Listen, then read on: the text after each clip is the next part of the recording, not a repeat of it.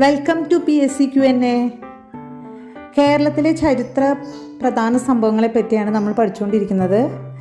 1900 വരെയുള്ള പ്രധാനപ്പെട്ട സംഭവങ്ങൾ നമ്മൾ ചർച്ച ചെയ്തു. ഇനി 1900 ശേഷമുള്ള കാര്യങ്ങൾ നമുക്ക് നോക്കാം.